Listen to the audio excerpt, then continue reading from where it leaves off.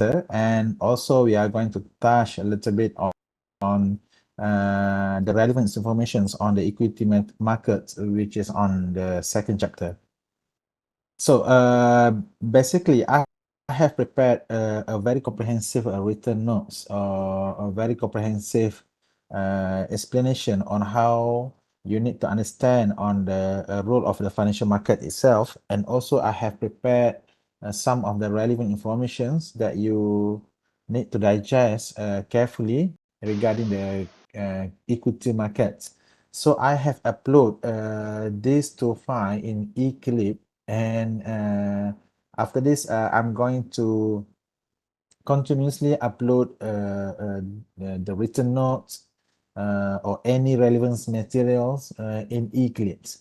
And apart from that also class, I have also prepared some of the diagram or mind mapping just to help you. Okay, whenever you try to have some initial reading on my written notes, so that and then you are going to compare with whatever that I have prepared on the diagram itself, so that you can have a better views or better understanding on what it's all about. Okay. And I strongly recommend all of you to try to practice whenever you try to read on any written notes, which is more on the textual base. So please always try to train yourself to put down in any kind of a mind mapping, any kind of the flow chart, or even the any infographic that will help you a lot uh, to have a basic understanding regarding the subject matter of the discussions. Okay, so as for today, we are going to talk on the first chapter, which is concerned on the role of the financial market. So as you can see in the screen, okay, as you can see in the screen, I have prepared some diagram. Okay, I'm sorry if this diagram is not convenience or you are not happy with my diagram. You can modify, you can try to make on your own. Okay, because the way people doing a diagram is really subjective. Okay guys, it's really subjective. So some people need to have some circle for every point. Some people do not prefer to have some circle for every point that they are going to put in the diagram. And some person or some people prefer to have some boxes for every component. So it's up to you. Okay. So I'm just giving you what I think most convenience for me, and I'm really hope it's also going to be convenience for you. In fact, I don't have to prepare the diagram, but just to help you, okay, just to help you, since this is a very textual based course, you really need to have something, you really need to have some approach on how you can easily go through for every chapters that you need. Okay, so talking about the role of the financial market institutions. Okay, in Malaysia, our financial system in Malaysia is a very comprehensive. Okay, so it's contained with a dynamic nature and presents both of a traditional banking institutions and also Islamic financial institutions. All of them was being guided or was being underpinned by a strong and a robust regulatory framework managed by Central Bank of Malaysia. So this framework actually considered as a you know, as a controlling mechanism in order to ensure the stability, in order to ensure the confidence level among of the investors or among of the public stakeholders. And also they are really important to make sure the national or the country economic mobilization. And also they also really helpful in order to enhance the capital allocations and even to manage some risk in the capital markets. So at the heart of the Malaysian financial ecosystem is the banking sector. Okay, At the heart of the Malaysia financial ecosystem is the banking sector, which focus on the which can be divided by a dual banking system. Kita ada dual banking system, which consists of a conventional bank and also a Islamic bank. Okay, this system is not only meets the diverse of financial needs. Okay, this system, these two systems, is not only meets the diverse of financial needs of Malaysian populations, but also establish the Malaysia itself as a global hub for Islamic and non-Islamic financial system. And even apart of that, also we actually are really well known with the Islamic financial system because we are really, we are really we are really practicing on how the financial transaction should be done based on the Sharia principles. So, apart from that also, we have a capital market. Okay, this capital market, including the equity market, managed or controlled by Bursa Malaysia. Okay, and the bond market with its conventional bond and sukuk, which is concerned on the Islamic bond, significantly contribute to the financial landscape.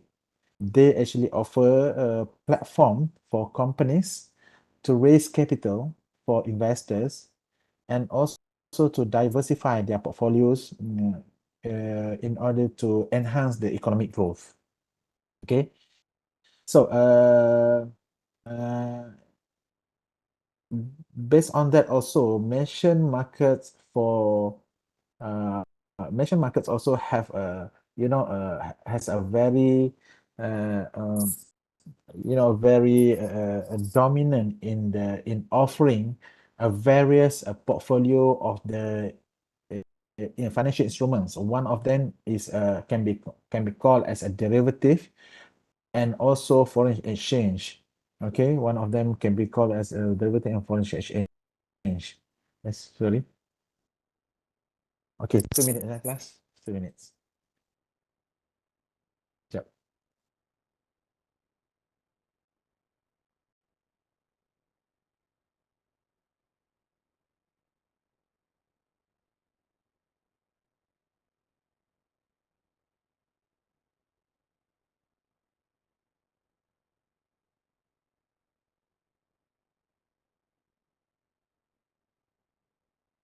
Sorry, class.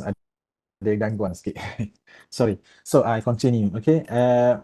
Kat mana tadi? I cakap apa tadi? Hmm, kat mana yang berhenti tadi? Pasal hmm, ah, so we also have markets where people can invest in companies by buying stock and bonds. Okay, bonds here, class, is like a loan that we give to the governments or companies. Bond here is referred to the loan that we give to the companies or governments, and in return, they will pay us back with interest. So, whenever they pay us back in the interest, so it reflects to the bond transaction or bond instrument. So, however, since Malaysia also have a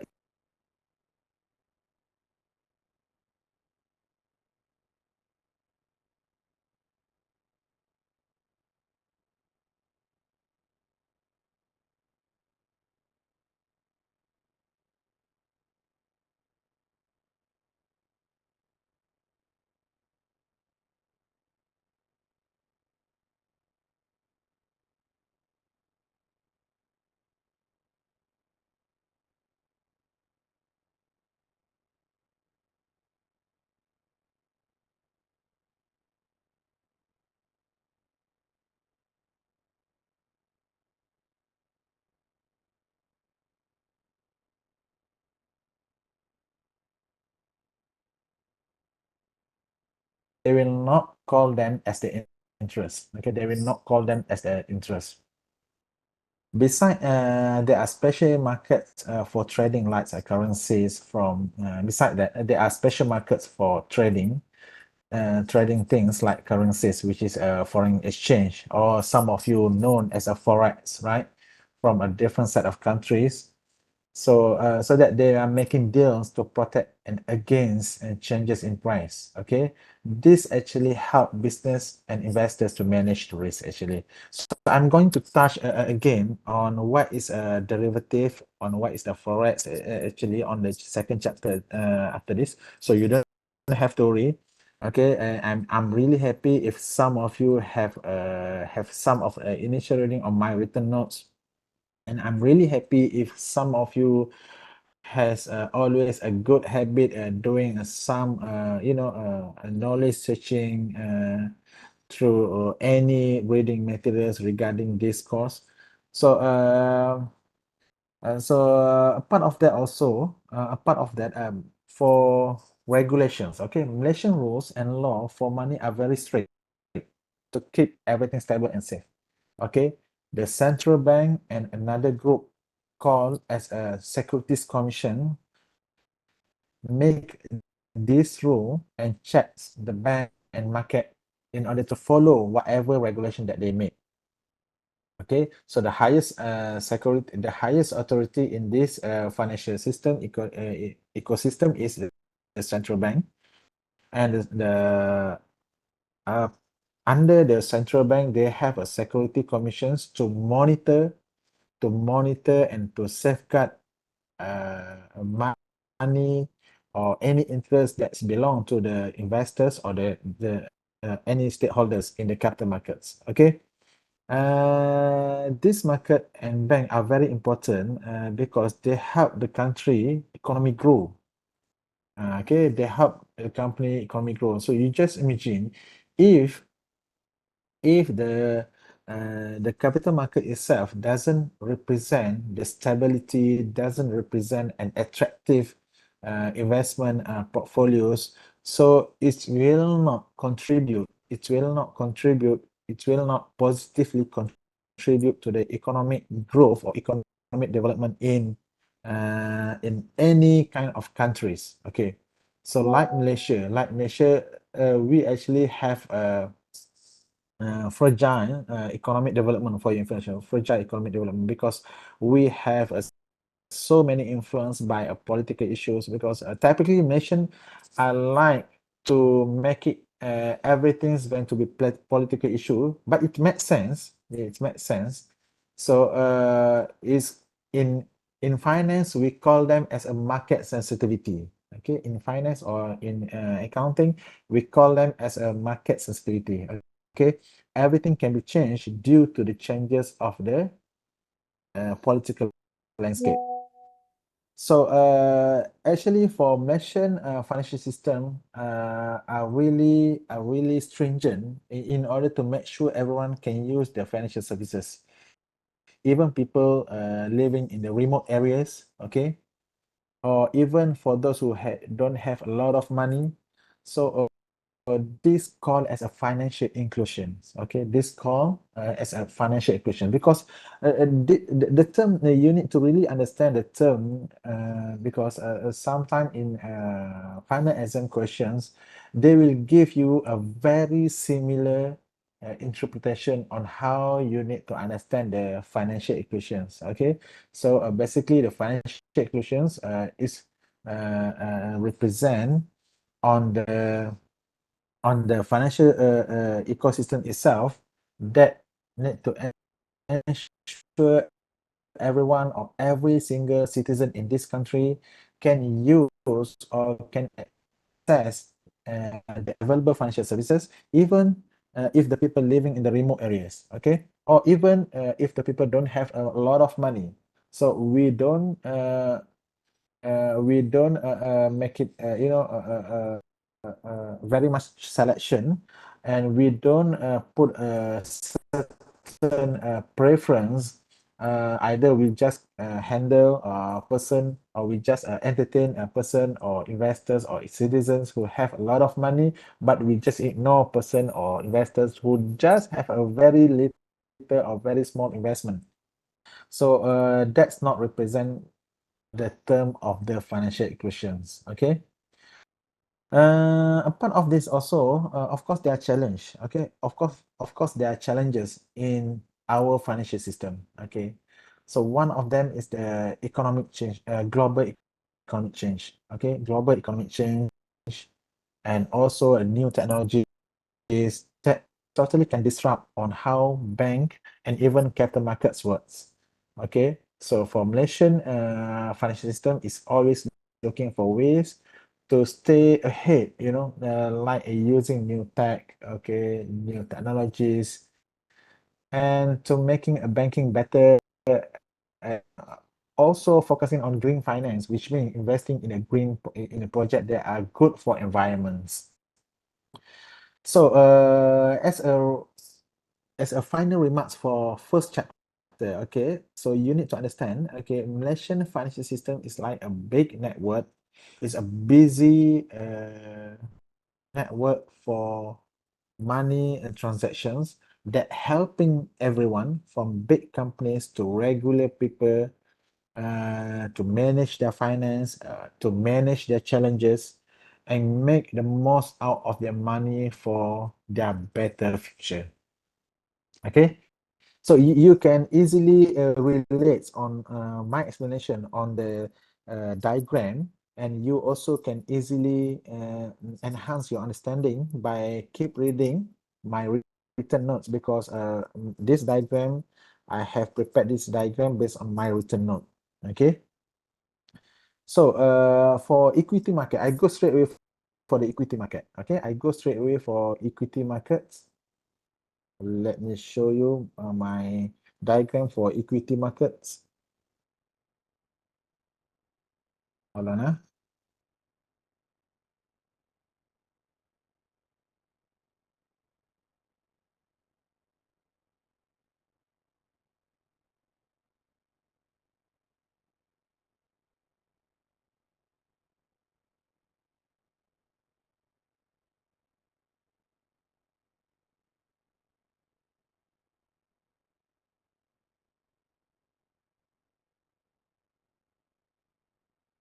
Nampak tak? I punya diagram for equity market, second diagram. Nampak kan? Right. So, first of all, what is an equity market? Equity market, you just need to imagine a big marketplace, a big financial marketplace, by providing an opportunities to buying, a piece, a single piece of a small piece of a companies, and they also allow they also allow people here refers to the investors. Okay, people here refers to the investors or shareholders to buy and sell small part of the companies, either that companies are selling fruits or vegetables or clothes. Okay, you don't have to be really rich to own the company. Once you own a certain percent of shares in any listed companies, means that you are the owner of that particular company. Okay, so the subscription of the ownership here is called also shares or shares subscription. I'm really confident all of you have a good understanding and has been really exposed regarding the term of shares, either the term of preference shares or ordinary shares. Okay, so this part are called shares as they represent the little piece of ownership in a company. If you own share, means that you own a small piece of that company. Okay, that represent or that how you need to understand the equity market. Okay, so as an idea of buying and selling shares started a very long time ago, actually around 400 years or around. It's a very very long, because I get real figures. I will share with you after this if I can recall on that. So the first official marketplace that has been recorded in this world was happen or was exist in from Amsterdam. Okay, you can browse or you can do a very extensive searching after this. So the first official equity marketplace was referred to equity market in Amsterdam. Okay, today we have so much places which offering equity marketplace like New York Stock Exchange, Tokyo Stock Exchange, London Stock Exchange, and Malaysia we have a Bursa Malaysia. Okay, in Malaysia we have a Bursa Malaysia. So actually, who actually a player for equity markets? Okay, actually there are three major player. Okay, the first one we can classify them as investors. Second, we can classify them as a companies group, and third one we can classify them as a regulators. So for investors, anyone can be investors. Anyone can be investors. Some people buy shares to keep their personal saving, while big organizations like a pension funds or insurance companies buy a lot of shares as way to manage their money. Okay, so the question is how you can in what way you can subscribe shares that has been offered in the capital markets. Anyone got this idea? Anyone in this class have a subscribe any shares before this? Ada tak siapa-siapa yang pernah beli share melalui mana-mana counter sebelum ni? Tak pernah. Class, when I attend some or one or a conference, international conference, so there is one researcher reveals a very significant informations. Okay, they talk to us. Okay, they tell us actually they tell the audience at that time, most of the young generation nowadays, they don't even care about on how to make a real trading. They just only concerned on how to make a fast trading and fast profit. Okay, so bear in mind and be careful. Okay, and even that there is a one survey indicate only 2% in Malaysia, only 2% among of young generation know or realize what is the blue chip shares. The term of blue chip shares, you pernah dengar tak term blue chip shares? Blue chip shares. Blue chip shares ni adalah saham mewah tau. Saham mewah. Saham-saham mahal. Kalau you pergi overseas, kalau you pergi mana-mana conference, academic conference, so you will realize that Malaysian people typically are not really exposed the existence of the blue chip shares due to the incapabilities of investment activities, investment procedures that they need to have nowadays. So basically, I can tell you the simplest one. Okay, whenever you want to invest your money, in one selected company. So as I mentioned to you before this, in Malaysia we have more than 1,500 public listed companies, right? And 98% all of them are Sharia compliance. 98% among of them are Sharia compliance. Okay, only 2 or 3%, I think, for non-Sharia compliance.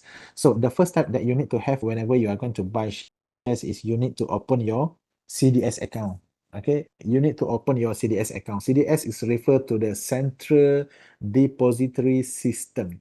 It's going to be appear in exam. So you better note down on whatever that I have explained to you just now. So whenever you are trying to subscribe shares, the first step is you need to open your CDS account and put your money in your CDS account. Once you apply your CDS account, only that you can manage your share subscription through any counters that has been exist in that system. So nowadays they are very easy. We don't have to go to Bursa Malaysia in KL to subscribe shares. You can just easily subscribe using your mobile device or even your mobile phone, smartphone. The thing is, once you involve with this kind of a transaction, it strictly regulated by the Securities Commission and Bank Negara. So let's say umur you sekarang ni berapa? 18, 20 Let's say kenapa saya kata this transaction was strictly regulated by Securities Commission and Bank Negara for some type of investors. Let's say if the age of yourself at this moment is 20 years old. Contohlah, sekarang ni umur you 20 years old. And on average, young people by having a 20 years old, it is almost impossible for them to buy shares more than 100,000 per transaction. If that happen in any kind of transaction activities through the central depository system, it will trigger a red flags to the financial investigation unit under FIU. Okay? Kenapa? Dia akan consider investors ni try to clean the money or launder the money. They start interrogate you, they start searching you within 5 minutes. Your house and your home going to get ambushed by police or SPLM or whatever lah. So that's how whenever you are involved in legal trading and transaction using a CDS account, actually you have a good protection, and also you have a very stringent surveillance as well by our financial authorities. So you need to bear in mind, okay? So that one thing. The second thing is that I want to tell you is once you open your CDS account, you can subscribe shares through IPO. And I'm very sure all of you have really exposed with the terms of IPO, right? Initial public offering. Kan? Semua orang pernah dengar IPO kan? You tahu tak IPO tu apa? Hello? Ada tak ni? Hello? Hello? Okay. So, for IPO, it's referred to initial public offering shares that reflecting for the newcomers or new listed companies in Bursa Malaysia. Okay, before they are getting to be listed in Bursa Malaysia, they need to offer IPO. So most of the time, IPO will be offered with the lowest price. Okay, most of the time IPO will be offered with the lowest price. And for every subscription, you cannot buy one unit of IPO.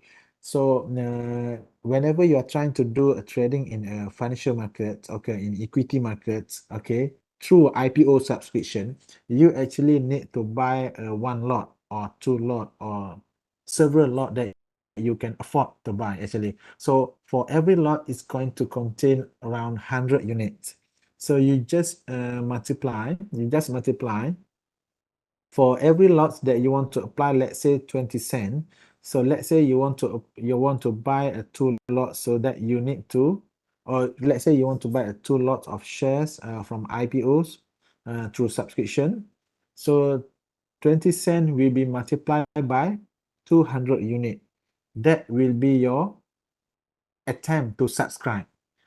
Okay, why I say attempt, class? Why I say attempt? So it's not necessarily whenever you are trying to subscribe that shares, you are going to be considered as a successfully subscribed for that particular shares, because you are competing with a worldwide investors. Let's say dalam kelas ni Emilia dia mampu beli 2 lot. But Amir mampu beli 100 lot. So Amir mampu beli 100 lot. So as a companies always refer to a major shareholders, always refer to who can give them the most beneficial of capital rising to their companies. So in this case, you as a small investor yang baru nak belajar, So you akan ada persaingan dengan retail investors. You will have you will face some some competition for those who have a lot of money that can buy with huge amount of shares through IPO transaction.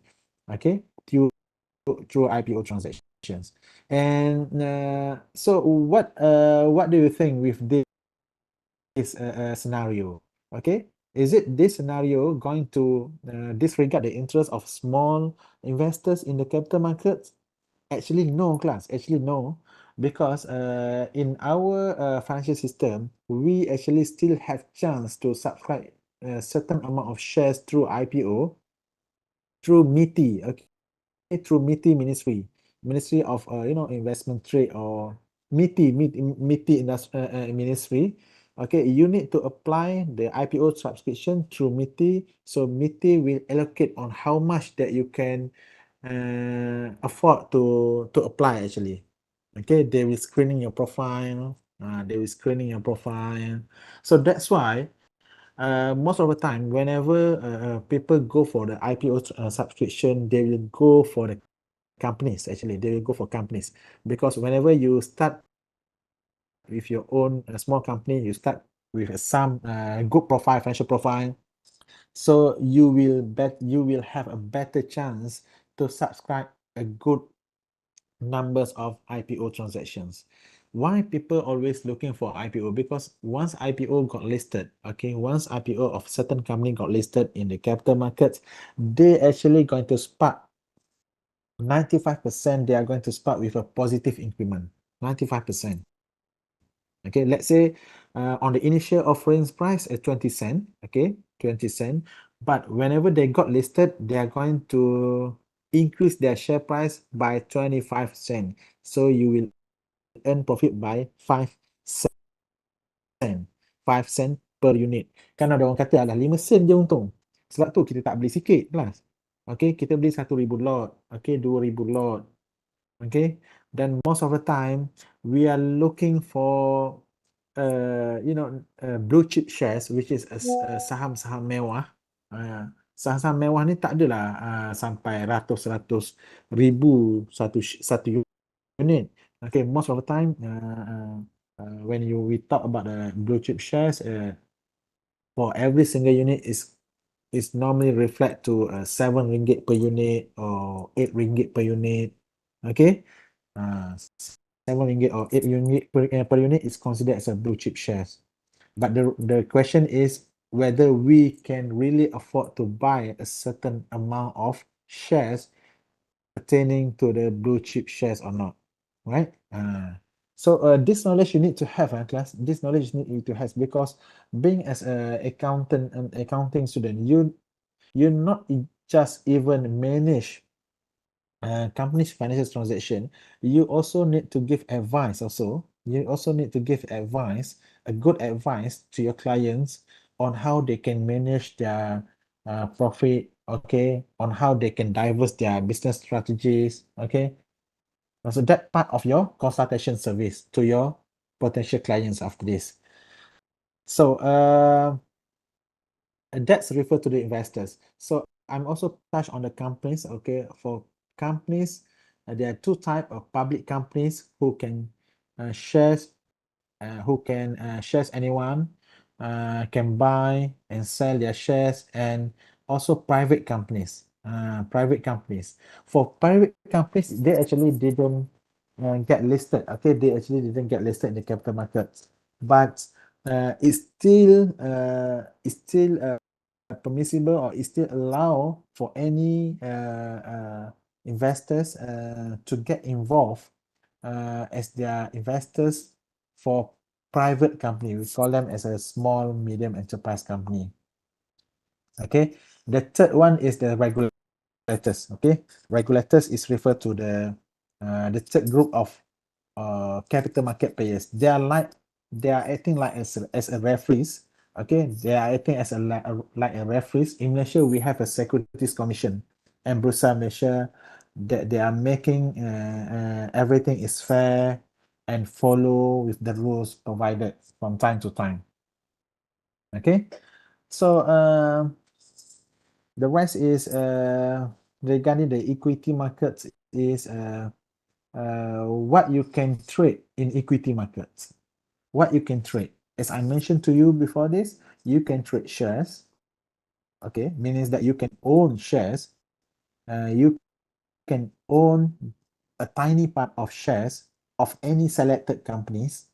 Okay, and if not shares, you can own, you can make investment through long-term contract like a bond or sukuk. This like is a lending money to a company or governments, and they will pay you back with an interest or profit.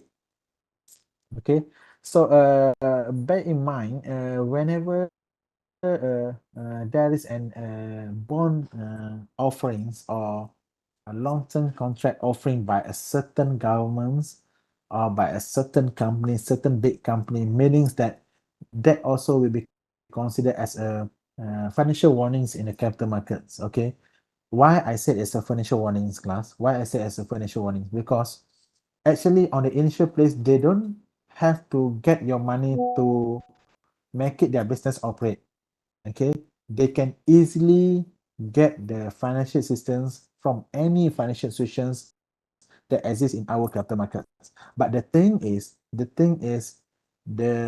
requirement of the capital transaction that has actually been required by that particular company are very significant, so that the fast way or the most convenient way they offering you to give them uh, uh,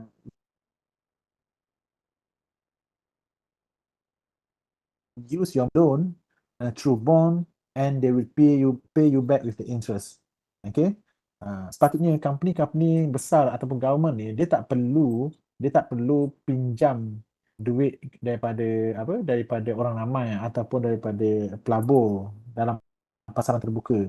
So whenever there is a frequent offerings of bond transactions, okay, I'm not saying having a bond transaction and sukuk transaction is totally reflect to the financial warning. I'm not saying that, class, but what I'm trying to say is the more frequent that you observe this particular company or any certain governments keep offering bonds or keep offering a long-term contract to public investors, so it reflects something on their behind. Okay, it reflects something on their capabilities to get an initial financial assistance through the financial institution itself. Okay, dia orang ada kekangan untuk dapatkan bantuan kewangan daripada bank. Sebab tu dia orang cuba untuk buka instrument based on a long term loan, which is bond or sukuk. A bond contract or sukuk contract is just a single piece of paper. It's just a single piece of paper. Okay, it's content of the agreement. You give me money. Okay, you give me your money, and I will do business activities as usual. And if I earn profit, I will give it back to you as part of the interest, that bond. Okay, but in sukuk, you give me your money, and I will do my business as usual. If I got some profit, I will share my profit with you as per agreed basis. So I'm not saying I will give you any kind of interest. I will share the profit derived from the business activities.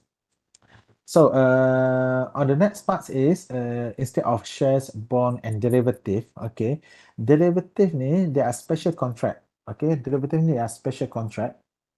Okay, derivative is a special contract where people bets on the future. Okay, derivative market ni adalah investor make a bet for a future.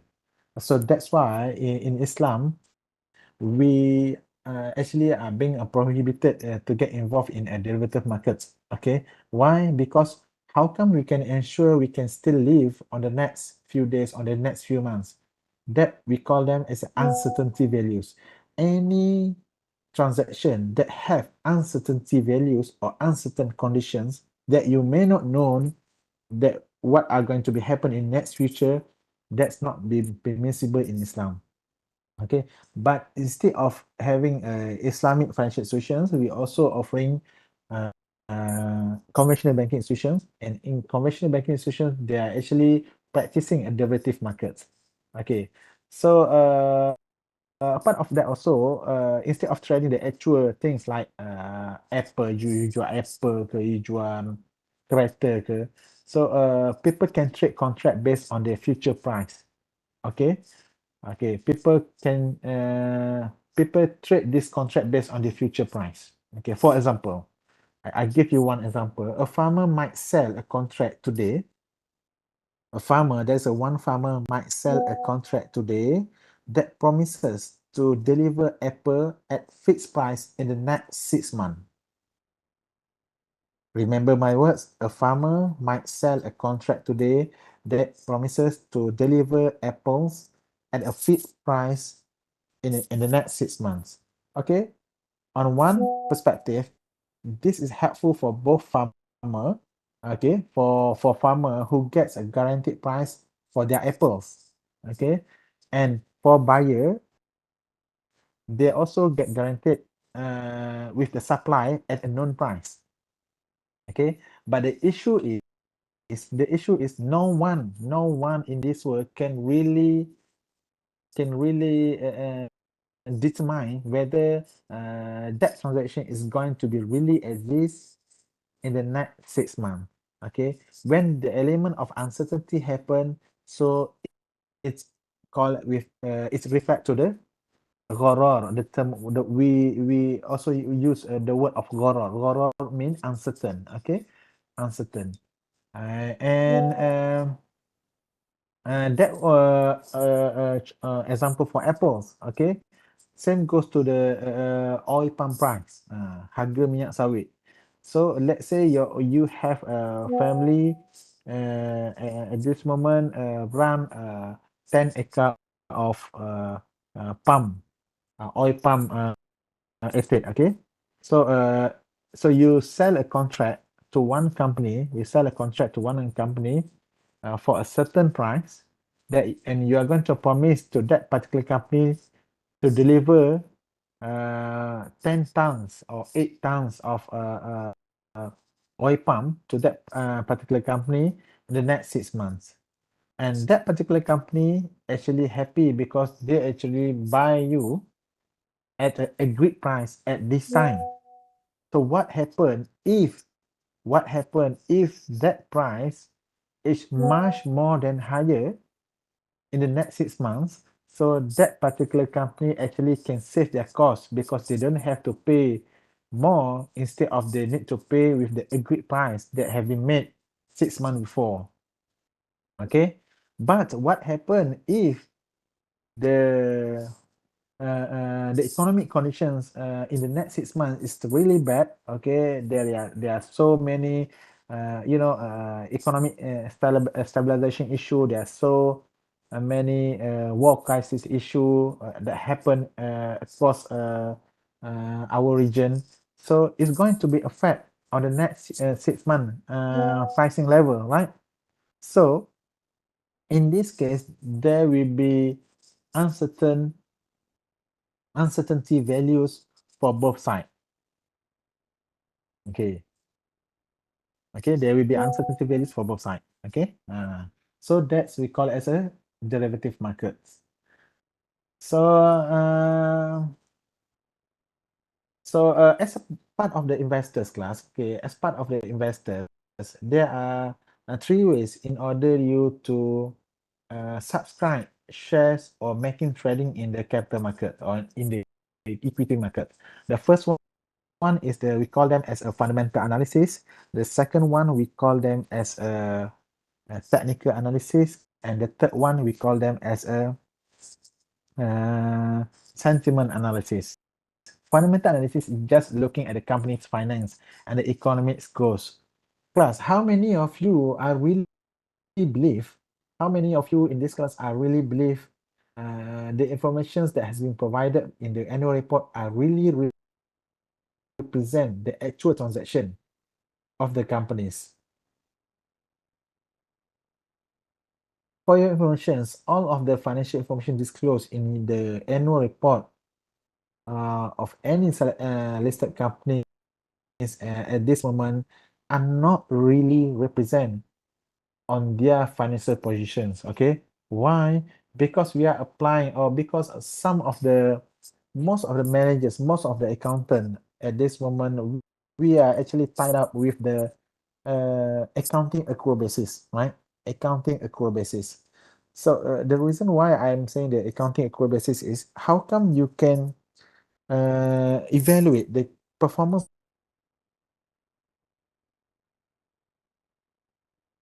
of the company in the construction industry, for example? I always give this kind of example. How come you can evaluate the construction company's performance when this company need to sell a building that can be even completed in the next 5 years, but they manage to report their revenue for every year? Company A managed to report their revenue every year, but the goods or the product that they actually can sell out is actually can be completed, produced in the next 4 years. Okay, in accounting practice, we can make an early revenue recognition. We can estimate. We have some basis on to estimate the revenue recognition from time to time. So the term of estimation here reflecting to the residual expectation of the investor itself. Okay, so means that on whatever amount of investors see in the annual report transaction regarding the revenue, for example, they actually not really represent with the real transaction figures. Okay, because that has been prepared, that has been managed. Okay, they has been managed with a very sophisticated creative accounting strategies. Okay, I hope you can understand the word of a creative accounting strategies. We have so many strategies on how to improve our profit, right? Either we want to do with a big buff strategy, we want to do with merger and acquisition strategy, we want to do with the throw out problem child strategy, or we want to use a capital reserve strategy. So that's all of the strategy actually will reflect the information that has been disclosed in the annual report. So as a layman person, okay, so back to as a layman person in the capital markets. So how do you think? Is it all people really understand the information that has been prepared in the annual report? Not all of them. Not all of them will have a good understanding on the information that has been provided in the annual report. Okay. So that's why you really need to have a good knowledge to not really apply for a fundamental analysis. You also need to have a second part of analysis, which is called them as a technical analysis. So for the technical analysis, they are actually looking for patterns, they are looking for charts, and they are looking for the ability to predict a future move. Okay, they are looking for predict and to predict in future move. So talking about studying of charting or patterns in any share price, okay, class. So you need to realize one thing is, if there is a significant difference between this year as compared to the previous year, more than 30% difference, so it should be reflect to the red flag of the financial transaction. Okay, why I'm saying that, I'm not bluffing you. I'm not easily saying why it should be considered as a red flags because in either business activities in this world, okay, it should not more than 30% of a margin profit rate. It should not more than 30% of the margin. Okay, if one of the company able to sell out or able to manage or able to report more than 30% increment from 1 year to another year, so it's going to be trigger some financial transaction. Okay, maybe that just going to be considered as a window dressing. Okay, will be considered as a window dressing to their potential and existing sentiment analysis. Sentiment into the feeling for the mood of the market. Okay, and it's always reflecting on the political influence, movement in the capital markets. So it's always reflecting on how the sentiment analysis is going to be used for any potential and existing shareholders in the capital markets. So I think that's all regarding my simple explanation on what is a role of the financial market institutions and what is the basic information that you need to have regarding the equity markets chapter. So, I think we can straight away continue with the presentation, right? Boleh? Boleh, Doktor. All right. So today we are going to have a two group or one group?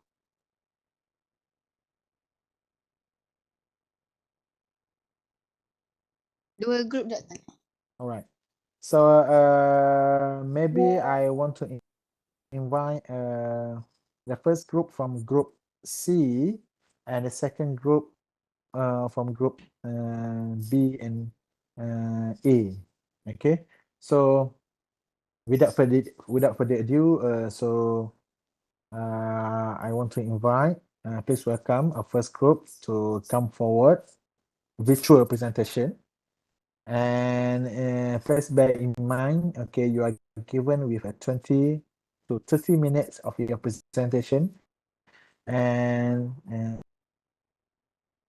please bear in mind also to not reading slide, okay, to not reading slide, because the ability of explanations of the presentation is really important while delivering a presentation. So most students, every time they do their presentation, they always tend to read slides. Okay, so I can easily detect the way you explain if you really read slide or not reading slide. Okay, so yeah, inshallah. That's all for me. So good luck for this group.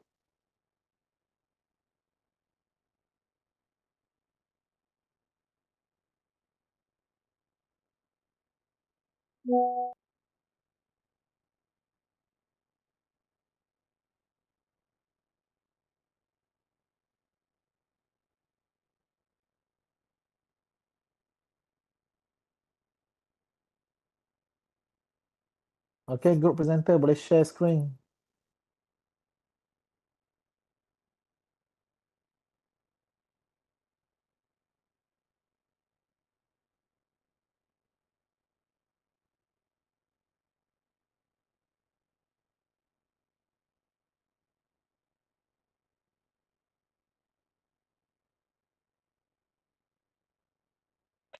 Hello, boleh dengar ke?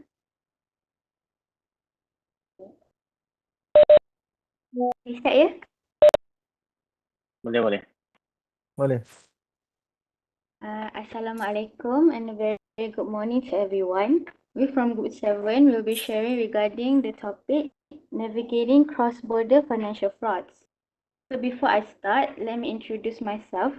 My name is Aisha Nabila binti Syaiful Fazli and my matrix number is 066546.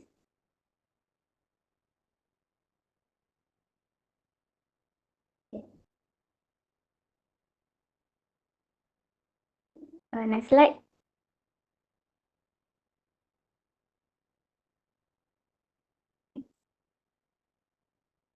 Next. Okay, so cross-border payments are an important aspect of the global economy because they allow individuals and organizations to transfer money between countries and conduct transactions with partners and consumers all over the world. However, the growing complexity of the cross-border transaction landscape has made it more difficult to detect and prevent fraud. Fraudulent activities such as money laundering, terrorist funding, and cybercrime pose major hazards to businesses and financial institutions, especially that handle cross-border transfers. The world of fraud is ever-changing, with powerful artificial intelligence and other developing technologies making detection and management more difficult than ever for financial institutions. Next slide. Okay, so fraudsters have gotten more creative in their strategies, employing third-party payment processors and virtual currencies to avoid detection. These fraudulent operations have not only economic but also legal and regulatory consequences, which can have substantial influence on the reputations of enterprises and financial institutions participating in cross-border transfers. To mitigate this risk, companies and financial institutions must grasp the nature of cross-border payment fraud and the various strategies utilized by fraudsters. They should also implement best practices for avoiding and detecting fraudulent transactions. That is all from me. I will pass to the next presenter. Okay, before we proceed, okay, I want to request, okay, for next presenter, could you please show your face so that I can see your face, okay, in one angle in the screen.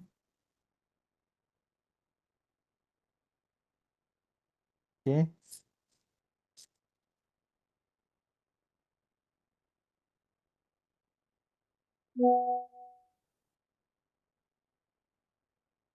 But you all kena tunjuk muka tau. You all kena tunjuk penampilan you masa you deliver your presentation.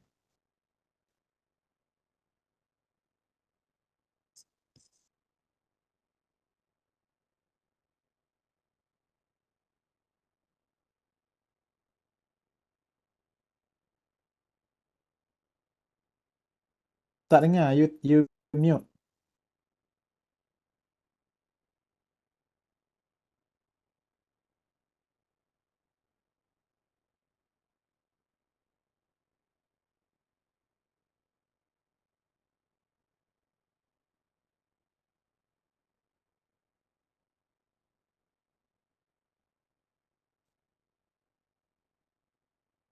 Hello, dengar? Okay, go ahead.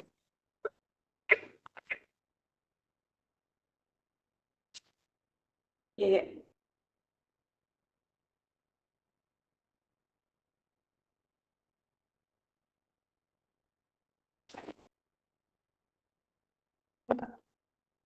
Okay, thank you Aisyah for a great introduction just now. My name is Ezabila binti Muhammad Yusof and my metric number is 065374.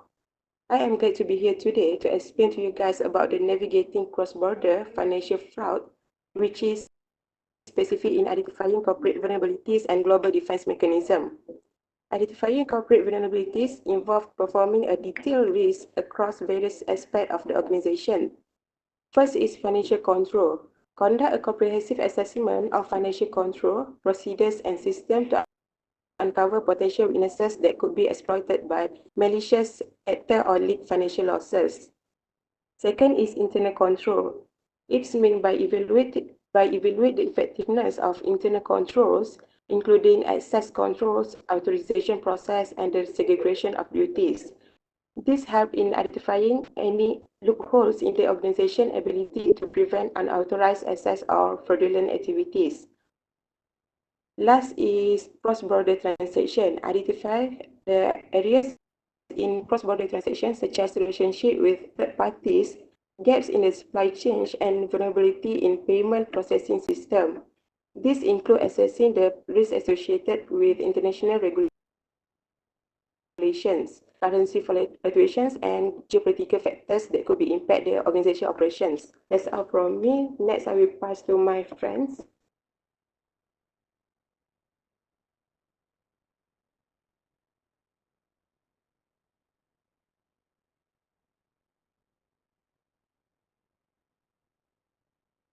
Right, can you hear my voice?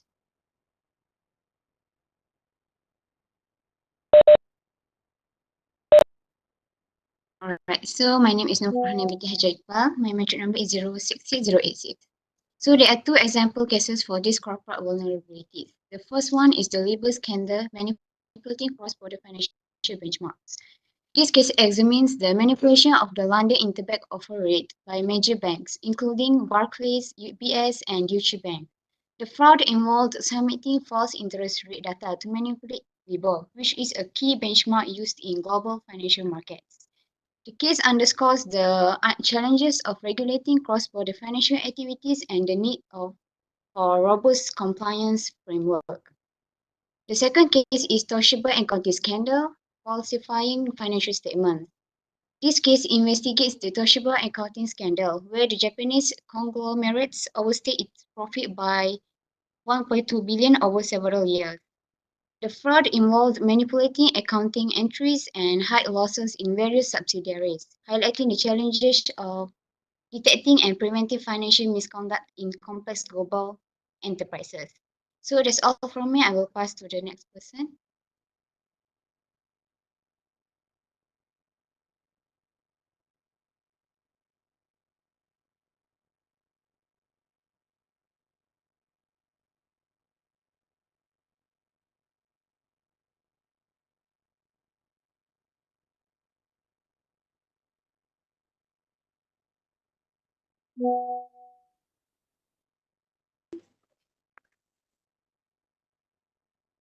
Okay. Hi everyone. Can you guys hear me? I'm assuming yes. Okay. So for global defense mechanism, first we're gonna start with the definition. Okay, so like what is defense mechanism, right? The original phrase is actually originated from the psychology department. It's described as unconscious resources used by the ego to decrease internal stress, ultimately by Anna Freud. Daughter of Sigmund Freud, also known as father of psychoanalysis. But we're not here to talk about mental health. We're here to talk about frauds and financials. Okay, so whereas, so we're gonna dissect it even further, which is what is defense and what is mechanism. So defense means, Husna, I'm sorry to according to interrupt the you, Husna. Cambridge Hello, dictionary, it Husna. says that it is Eh, something that we use to protect or Hello, Husna. I sorry. like an action to protect something, right? And a mechanism is like a system Hello, Husna. that we Please. use. Okay, so like that gives us like briefly what's the idea of a defense mechanism. Hello. So let's hop on to this. What's going on? Hold on.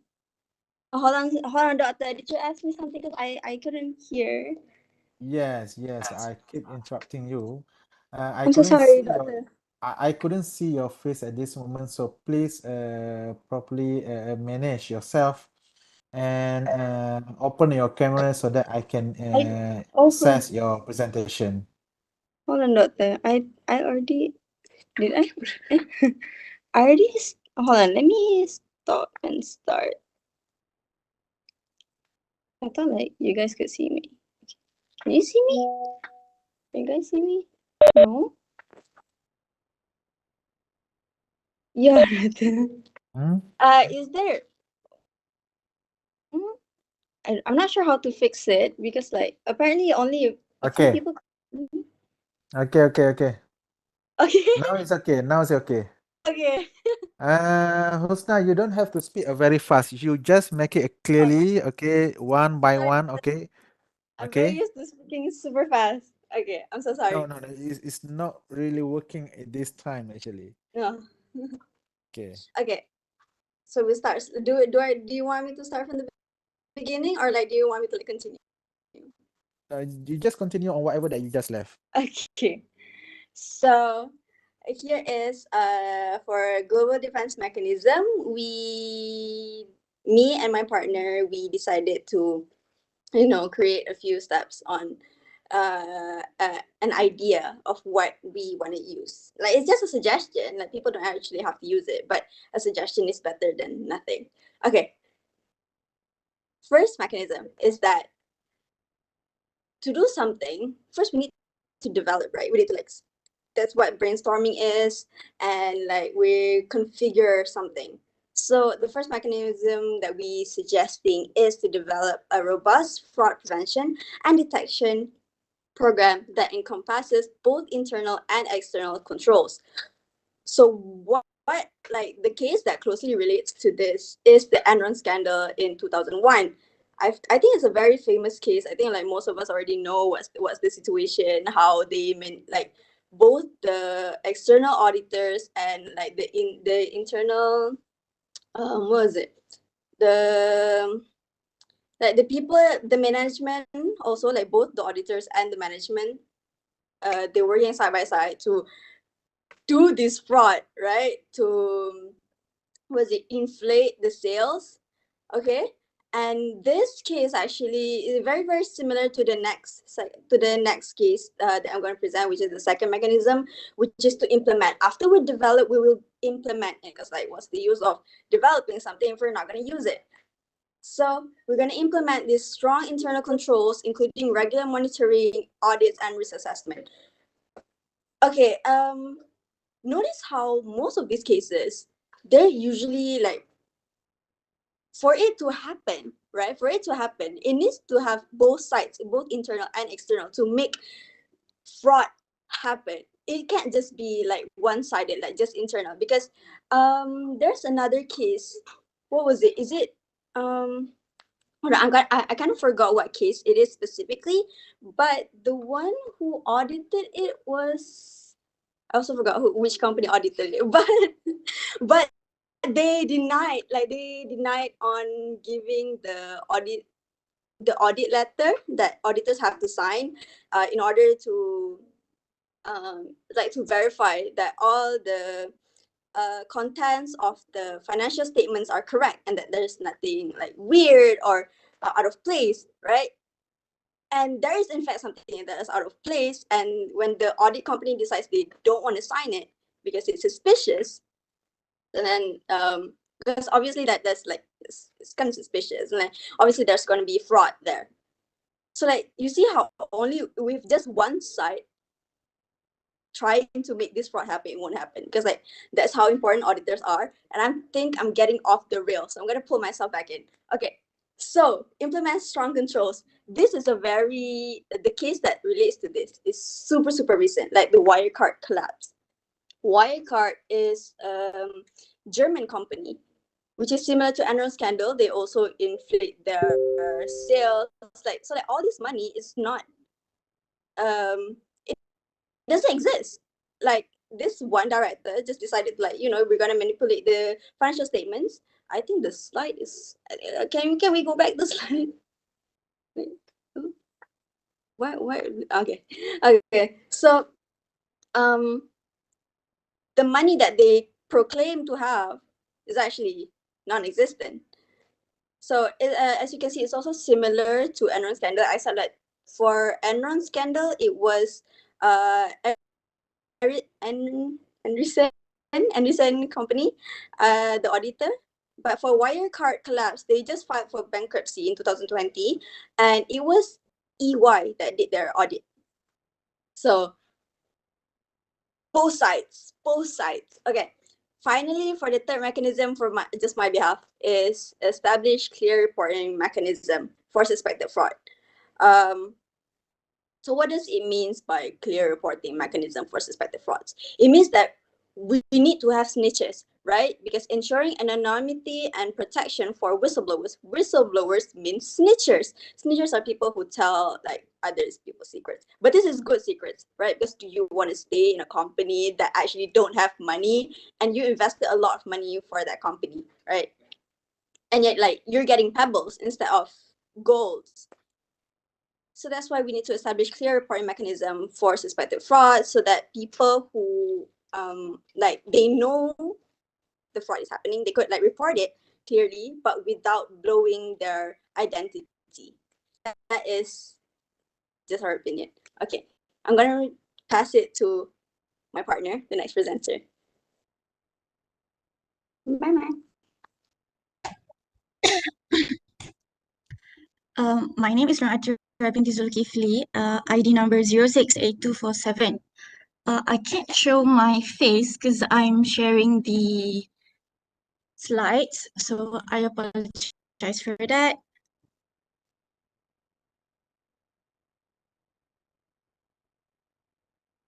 Hold on for a second.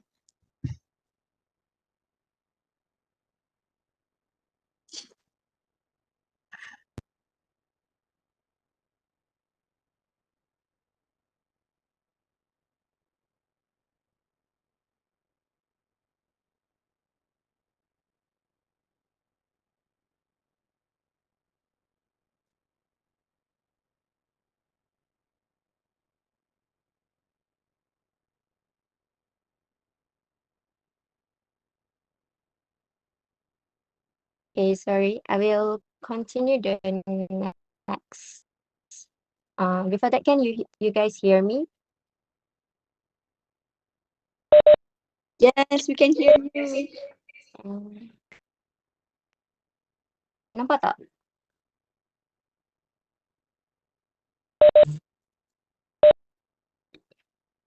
So, before that, my name is Aisyah Nur Kristina binti Karullah Kanal. My metric number is 066993. Next, I will continue the global defense mechanism. The fourth mechanism is foster a culture of ethics and integrity within the organization, promoting transparency and accountability. So, establishing a corporate culture that prioritizes ethics and integrity is crucial in preventing and combating cross-border financial frauds. This involves practicing principles of integrity, accountability, and equity throughout the entire organization, from top executive to frontline employees. So, by promoting transparency and accountability, companies can create an environment where unethical behavior is not tolerated and where employees feel empowered to speak up about any irregularities or concerns they may observe. Uh, Okay, so implementing strong compliance programs, whistleblower mechanism, and regular ethics training can further reinforce this culture of integrity, helping to identify and address potential vulnerabilities before they escalate into fraud incidents. So next, fifth mechanism, collaborate with international law enforcement agencies, regulatory bodies, and industry associations to share information and best practice. I will give an example case, which is 1MDB scandal. So, collaboration with external stakeholders is essential in navigating cross-border financial frauds effectively. In cases such as 1MDB scandal in 2015, where fraudulent activities span multiple jurisdictions, cooperation between countries' law enforcement agency and regulatory bodies become crucial for investigation and prosecution. By sharing information, intelligence, and best practice, authorities can better understand the modus operandi of fraudsters and identify systematic weakness in the financial system. Industry associations also play a vital role in facilitating dialogue and collaboration among financial institutions, enabling them to collectively address emerging threats, and implement industry-wide standards and protocols. So, through these collaborative efforts, stakeholders can enhance their ability to detect, deter, and mitigate the risk associated with cross-border financial frauds, ultimately safeguarding the integrity and stability of the global financial system. Lastly, stay updated on evolving fraud trends, technological advancements, and regulatory changes to adapt defense mechanism accordingly. Financial fraud tactics are growing more complex and versatile, so that organizations must keep up with the latest developments in technology, trends, and regulations. By continuously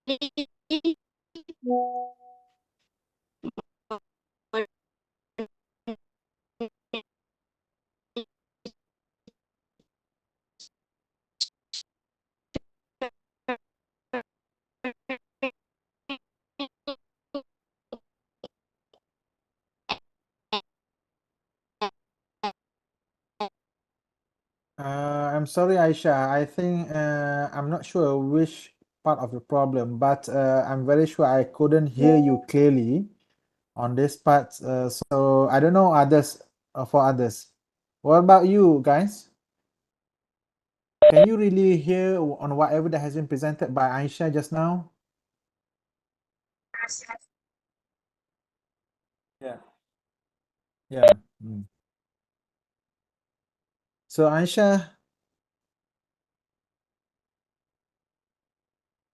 and analyzing company identify emerging threats and vulnerabilities and analyzing fraud. No, sorry, and identify emerging threats and vulnerabilities proactively, allowing them to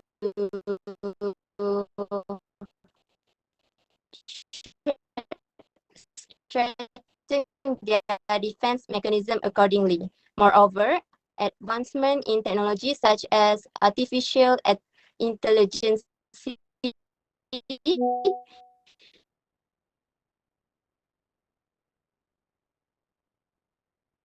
machine learning, and blockchain the opportunity to detect brand fraud. They open. Wait a second here. Hello.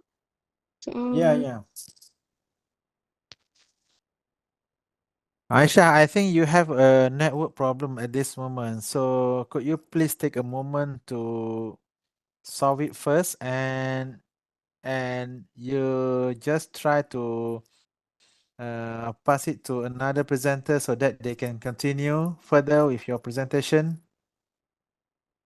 Okay, sorry, Prof.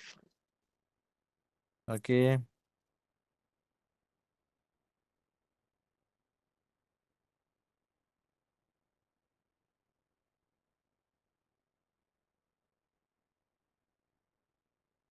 And then okay.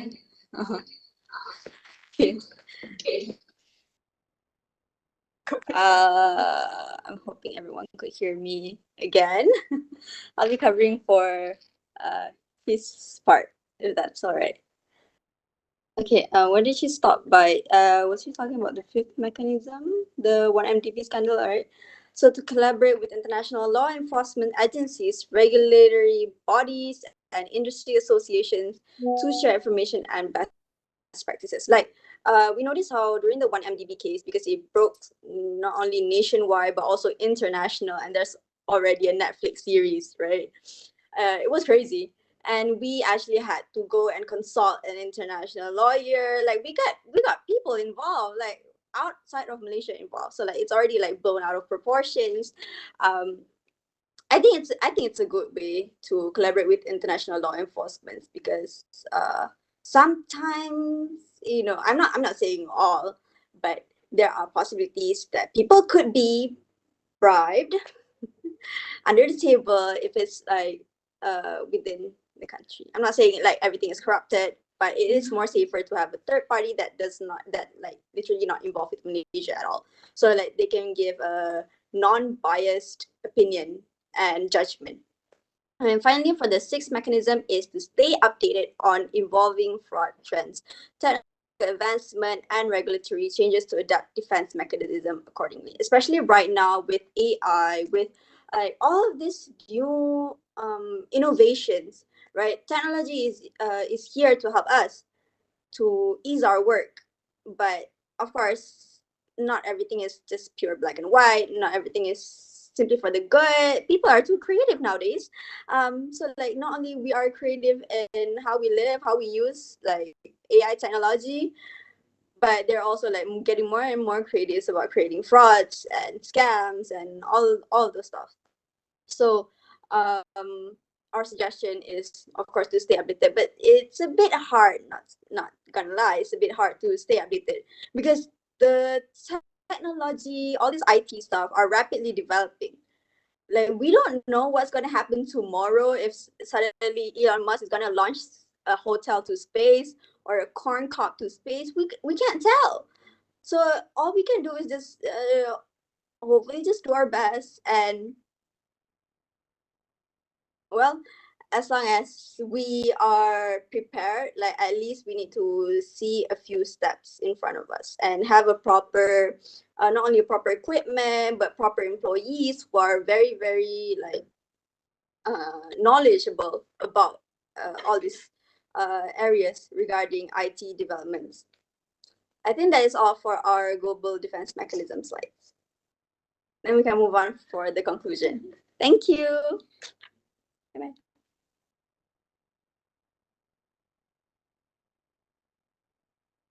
Hi again, I am Nur Adra binti Zulkifli, matrix ID 068247. So we are going to talk about the measures to enhance cybersecurity. So enhancing cybersecurity involves a multifaceted approach that encompasses various measures. So these are some of the key strategies. The first are risk assessment.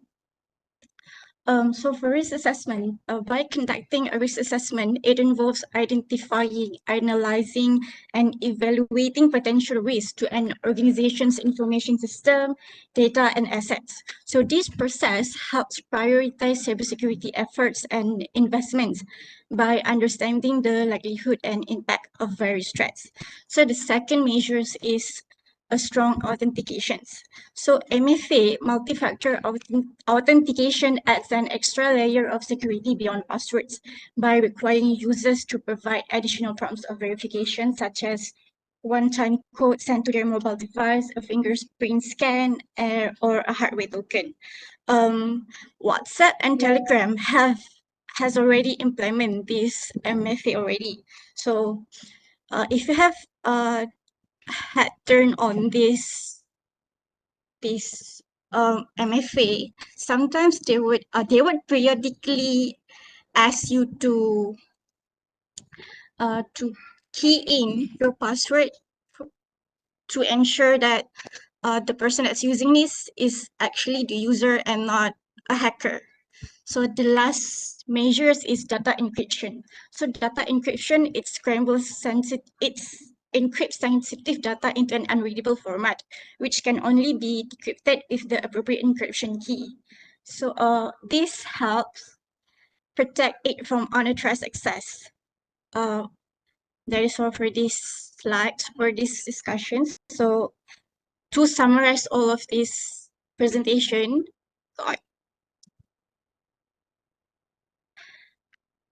in conclusion, navigating cross-border financial fraud requires a proactive and multi-dimensional approach. So by identifying corporate vulnerabilities such as weak internal controls, lack of transparency, and reliance on third-party intermediaries, organizations can better understand and mitigate their exposures to financial fraud risks.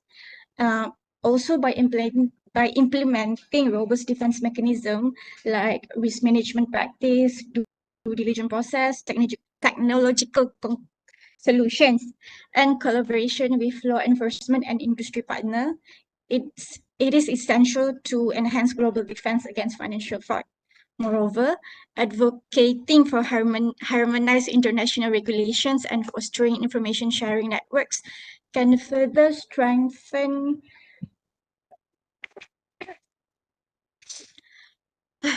the collective resilience of business and financial institutions against the evolving threat landscape of cross-border financial frauds.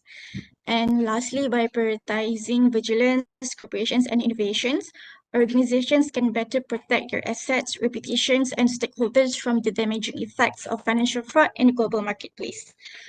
That is all from, these are the list of the reference used that we have used for these presentations. And that is all from us. Thank you for your attentions. If you have any questions, do ask us and we will try our best to answer it.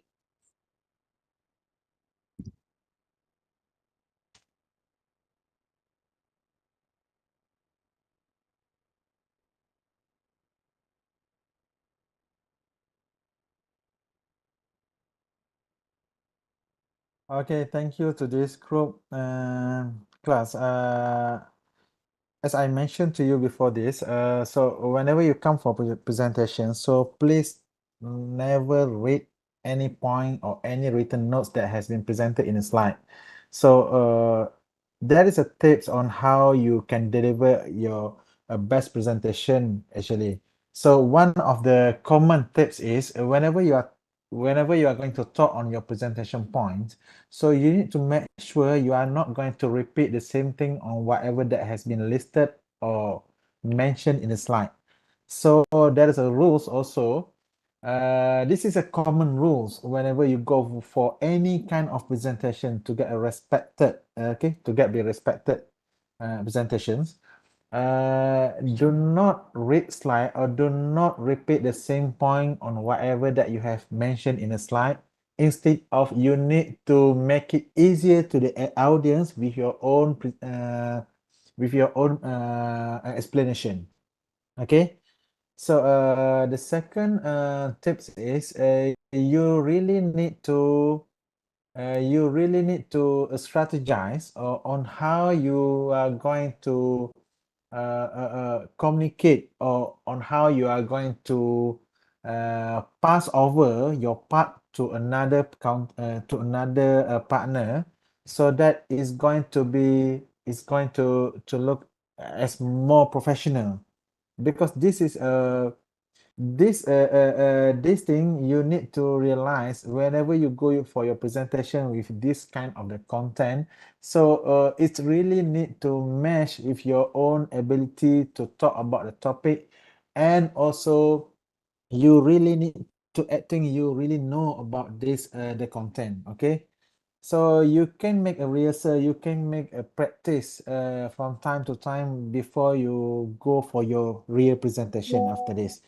And okay, in that case, I will postpone the second group of presentation for from group B and group A for next meeting. So for the next meeting, I'm going to expect a good presentation going to be prepared by both groups. Okay, it means that for second group, group B need to improve a lot. Okay, but doesn't mean this group has been penalized with these weaknesses. But be careful for the next coming group. The assessment is a little bit strict. Okay, a little bit strict, because you are really going to be assessed with the way of your pronunciations, with the way of your explanations, with the way of your body language. Okay. Some of you are really concerned about the presentation rubrics. This is a common presentation rubrics. Okay, whenever we go for presentation, whenever we go for presentations, we actually demand simplified explanation. Okay, we actually demand with the simplified explanation. We actually did not expecting the same point going to be repeating from time to time to the audience. Okay. So it's okay. Inshallah, you are going to improve it further after this. So, as I mentioned to Sir, you, yeah. uh, actually, we are already well prepared for presentation. Is there any possible to present? Oh, okay. Because we actually well prepared, inshallah. So Okay, I'm trying to give you chance, but it's okay. So, if in that case, so let's we continue with the second group of presentations. So why not, right? okay. Yeah. Thank you, sir. You guys boleh present.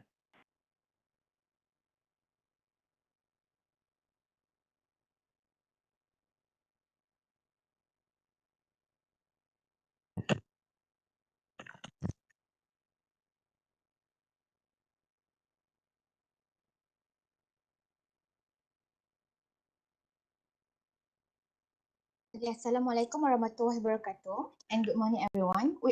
My name is Mashita bint Asmawi. My matric number 068080.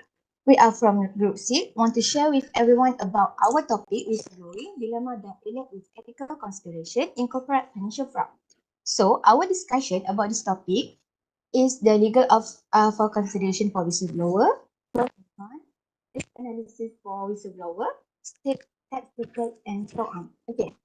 So, generally, corporate financial fraud occurs when companies engage in activity that are dishonest or illegal.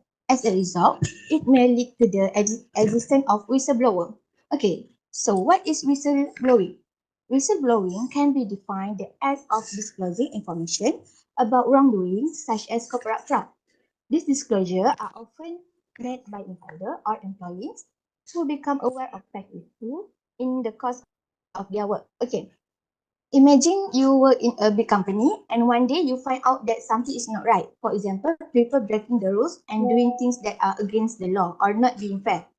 Whistleblowing is when you as an employee of a company decide to tell someone who can fix this problem. So it could be your boss, someone in charge, or even a government agency if it's really too serious. So whistleblowing is like a good guy in a movie who blow the whistle to warn everyone when something bad is happening. They are like the moral compass of the company that making sure everyone follow the rules and does what is right.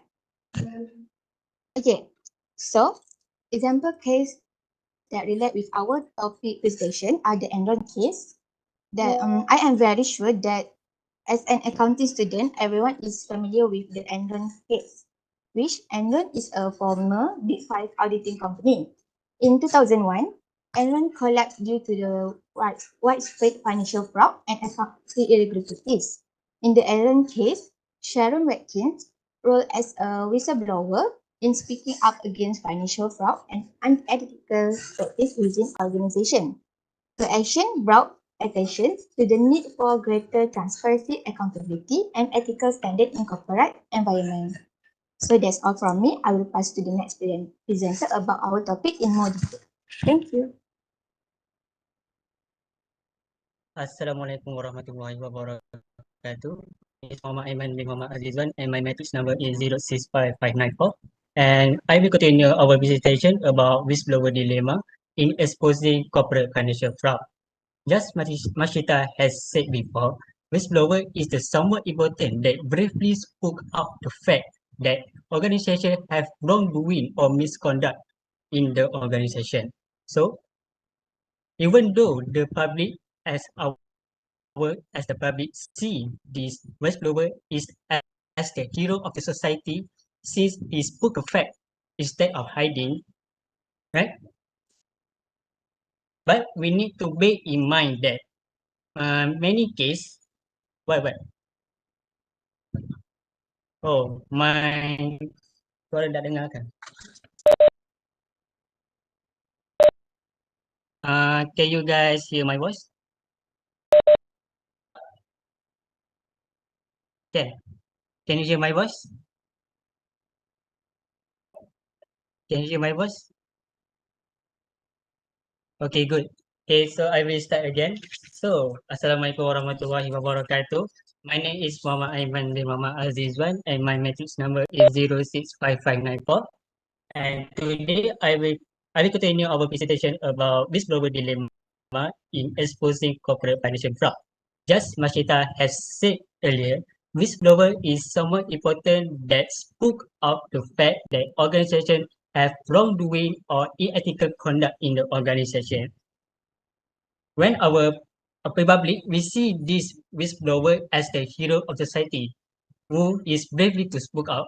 We need to bear in mind that this person has suffered a revenge or retaliation among the organization itself because of this action, including being fired from the job, being demoted or harassed, or even worse, being his life or family will be in threat. So that's why it is important for the whistleblower to know their legal consideration or their right for their action. So we move to the number one, which is a whistleblower protection laws and regulation. Every country have their protection law, especially in Malaysia. We have a whistleblower protection act 2010 that made by a Malaysia Anti-Corruption Commission, or we familiar with SPRM. So SPRM have conduct a Malaysian Corruption Act 2010 to promote the disclosure of information of any corruption or wrongdoing and that made by the organization, especially in section 71A Whistleblower Act 2010. It highlights that the identity of the informant and the information provided is kept confidential and not to be disclosed to anybody, even though during the trial court, so that to safeguard the whistleblower identity. The second one is, as the whistleblower, you must know the legal right and your responsibility by following a certain procedure in order to be protected under the law. Otherwise, the whistleblower will be trapped by their own action. So you must make a research. The whistleblower need to make a research protection law in the jurisdiction and agency so that the protection is available for the whistleblower. The second one is to follow the procedure for reporting illegal or any unethical conduct by the organization so that they have the right to make the action. And finally, keep detailed records of any retaliation that you have experienced after you make a whistleblower, so that you have evidence to file a lawsuit in case it go to the trial court. And finally, yes, when we do a whistleblower, you have a potential legal consequence. As the employees, we have a right to be a whistleblower, and you have entitled to be a compensation if they are retaliated against. So, for example, you are the employees become the whistleblower in the company.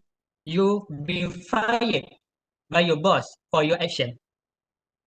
They can be sued for wrongful termination because in Section 71B, Whistleblower Protection Act 2010, it states that whistleblower should not be liable to any criminal action or disciplinary consequence of such disclosure.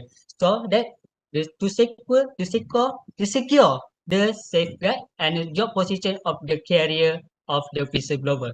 So I think that's all for my legal consideration for whistleblower, and I will pass the rest. I will pass to the next presenter. Thank you.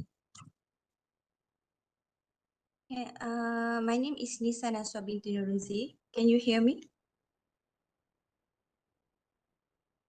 Okay. Next is about ethical dilemma faced by the whistleblower. As we know that whistleblowers are individuals that speak out about illegal activity in the organization. They also have to face ethical dilemma because they need to balance their loyalty and integrity. Loyalty, in other words, is being loyal or feeling strong feeling of support. Integrity, in other words, is the quality of being honest and does the right thing even behind the closed door. The decision either to speak out or remain silent altogether weighed heavily by the whistleblower. Okay, for the first point is about the loyalty to the employer versus loyalty to the public. For example, let's say the boss is manipulating the financial statement, so this will so the whistleblower does have two options, either to report or stay silent. If the whistleblower stays silent, it shows that loyalty towards the boss. However, if the whistleblower report it to the public, making public beware in investing their money to the company, it shows their integrity and loyalty towards the public. The second one is fear of retaliation or revenge. Whistleblower also afraid of getting revenge. For example, let's take the same situation as point number 1, which is the boss is manipulating the financial statement. Let's say the whistleblower issue a report to show his integrity. However, if he pick up the integrity rather than loyalty, the whistleblower may have to face retaliation or revenge from the boss, such as being fired or sued. Okay, the last one is protecting financial information. The whistleblower may bound to confidentiality agreement that require them to prevent from disclosing its financial information when it comes to financial fraud. So that the whistleblower must pick the loyalty to the company instead of the integrity, does the right thing because he is bound to the agreement. That is all for the ethical dilemma for the whistleblower. Next, I will pass to the next presenter. Hi, can you hear me? Yes, yes.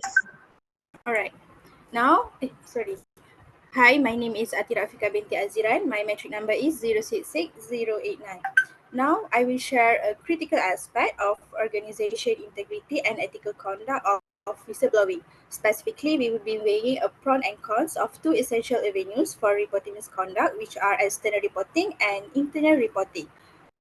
So let's begin with external reporting first. When individuals choose to report wrongdoing to external entities such as regulatory agencies, media outlet, or the public, they often do so seeking independence and impartially. External reporting can provide an independent and impartial investigation into the reported issues, reducing the potential for bias or conflicts of interest that may arise in external investigation. Next is for external reporting. For the cons of external reporting is protection from retaliation. External reporting can bring protection from retaliation under laws or regulations. Whistleblowers may feel safer reporting externally as they may be protected by laws or regulations that shield them from retaliation by their employees. So next, I will proceed to the external reporting. Um, once information is Sorry, I will proceed to the external reporting. Tak, yang sebelum lagi. Yes. Okay, so I will proceed to the external cons. The first is closing control. Once information is disclosed externally, organization risks losing control over the investigation process and the narrative surrounding the issue, which could lead to reputational damage.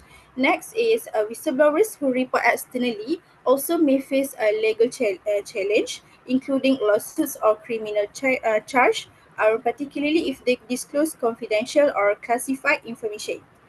Next slide. Now let's turn to internal reporting. So the first I will explain for internal fronts. The first is foster resolution. Reporting misconduct within the organization or to designated authorities can lead to faster resolution.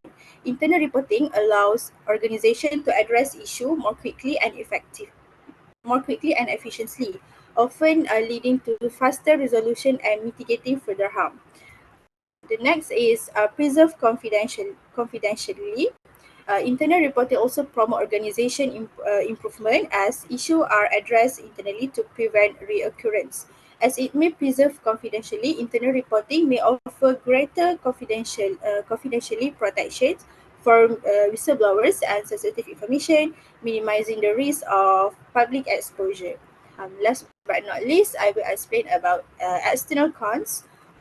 So there's the potential for cover-up or bias within the organization. Internal reporting may be susceptible to bias or conflict of interest within the organization, leading to attempt to cover up the reported issue to protect the organization interests.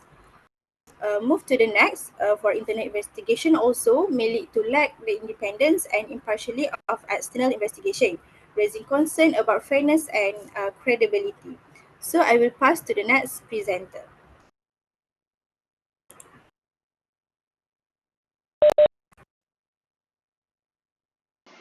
Okay, hello.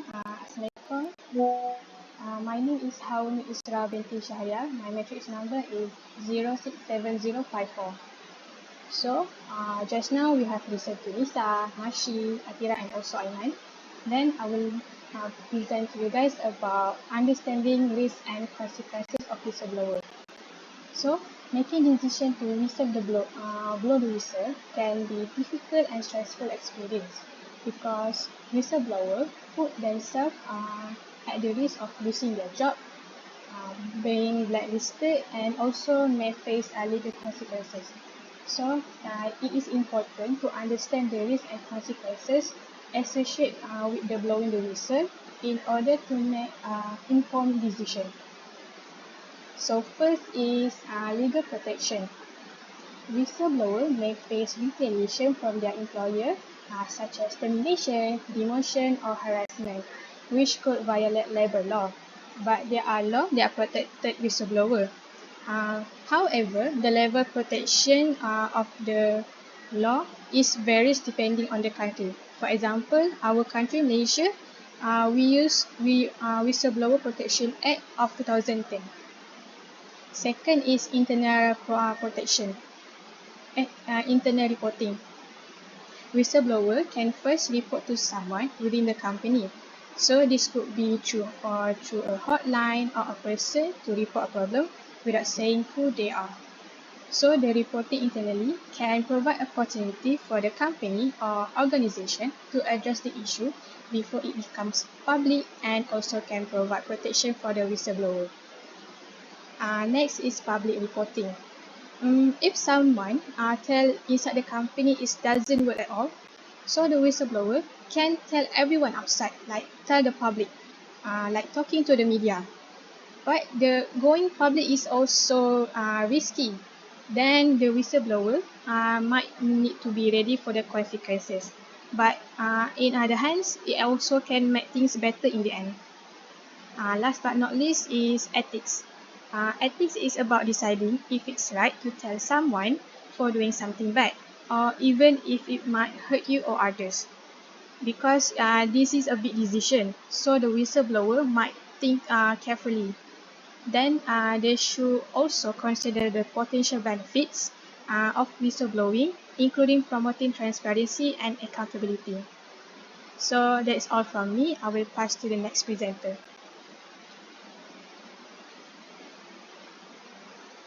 Assalamualaikum. My name is Siti Nurwahida binti Nurman, and I will share about steps to take and mistakes to avoid in the whistleblowing. There are four steps and mistake that I found, and the first one is understand the whistleblowing policy. Before being a whistleblower, it is essential to understand that the whistleblowing policy of the organization, and understanding the policy will help you make an informed decision about whether to blow the whistle or how to go about it. And for example, I'm searching for CIMB whistleblowing policy. They have established and sets out avenues for legitimate concerns to be objectively.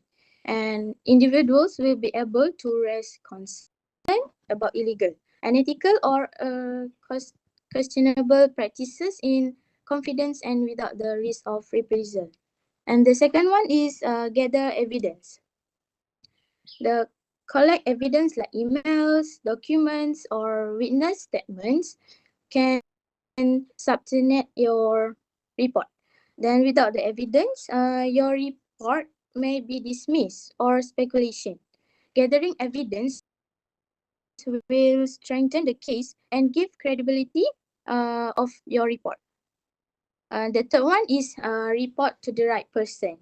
The whistleblowing policy outlines who does the report to. It is essential to report the right person, as reporting to the wrong person could jeopardize the investigation and put you at the risk. And reporting to a higher authority or an outside agency may be a better option. And the last one is avoid going public. Going public with your report can be tempting, especially if you feel that your report is being ignored. However, going public can have severe consequences, including legal action, loss of credibility, or personal harm. It is best to exhaust all internal channels before going public. I will pass to the next presenter.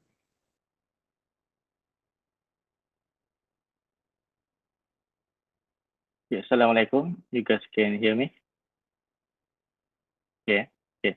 Assalamualaikum. My name is Ahmad Khatib Sharibini. And last but not least, we are going to discuss about the vital role of whistleblowers in upholding the ethical standards. So, or we can say the essential role or essential responsibility in maintaining the ethical standards. So the first point is the protecting the public interest. So actually, we can know that whistleblower is not only play a role within the organization, but it also can outside the organization to the external, like the public interest. So whistleblower can expose illegal practice for public. That, sorry. So whistleblowers can expose illegal practices for public, which means whistleblower help to prevent harm to the public. So for better understanding, I can give example like from the perspective of the financial, which is financial fraud, or maybe money laundering, because whistleblower they can preventing investors from losing their money, because if they like the ex-employee, so they know everything about the internal or maybe the problem within the organization, so they will aware to the public before the public invest to the company. Or maybe or maybe whistleblower who reports about the unsafe working conditions in the factory that maybe can help the other employees. So next is ethical consideration. Whistleblowers raise a number of ethical considerations that must be taken into account. For example, whistleblowers must consider the potential harm that their action may cause to the individual within their organization. They must also consider the potential harm that their action may cause to their own careers or personal life. Additionally, whistleblowers must consider the impact that their action may have on the public interest. So the last is the importance of confidentiality. So whistleblowers must also often choose between the maintaining confidentiality and reporting wrongdoing. So it's kind of a dilemma.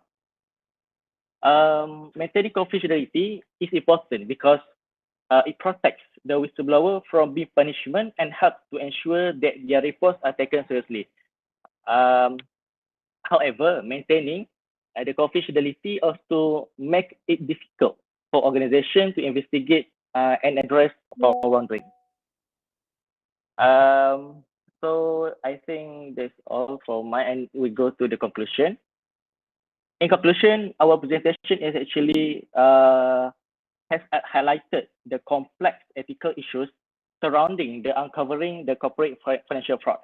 Throughout our discussion just now, we have examined the many challenges whistleblowers face as they navigate between loyalty to the organization and their ethical principles.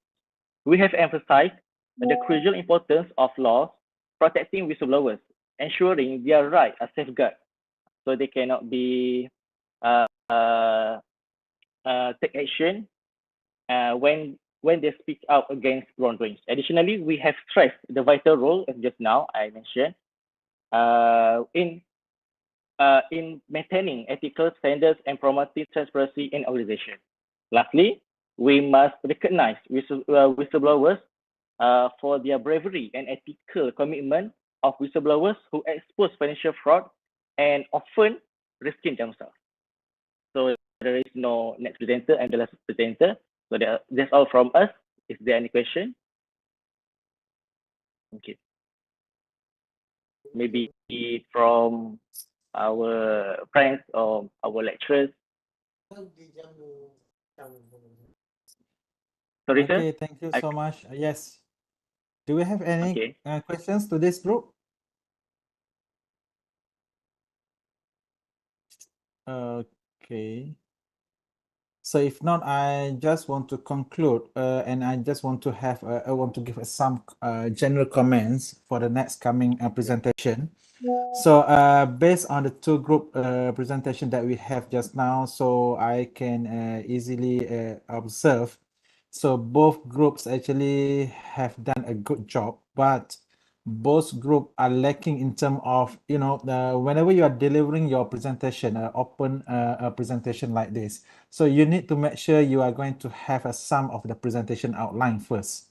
Okay, you need to have a presentation outline. Okay, having a brief explanation on the presentation outline is really important to give the audience some expectation points on whatever that you are going to deliver throughout your presentations. Okay, so but it's okay. Maybe in the next coming presentation, okay, we are going to see a better presentation than this group, and inshallah, some of you have a good ability to speak very well in presentation, but some of you also really need to work hard. Okay, really need to work hard in order to polish your abilities. Okay, you need to realize, guys. Okay, you need to realize having a good achievement on your CGPA is not really guaranteed you to have a better placement in the future by having a poor, a weak, I'm not saying a poor, a weak communication skills. Okay, so nowadays we are always looking on, you know, a soft skills. So instead of a good knowledge on accounting, and in fact, you are being trained as a part of the professional accounting members after this. So you need to deliver, and you need to show us a good ability on how you can speak and on how you can convince the audience with your points. Okay. So with that, I just close this session, and we are going to meet again next week. And thank you, guys. Assalamualaikum. Thank you, Doctor. Thank you, Doctor. Thank you, Dr.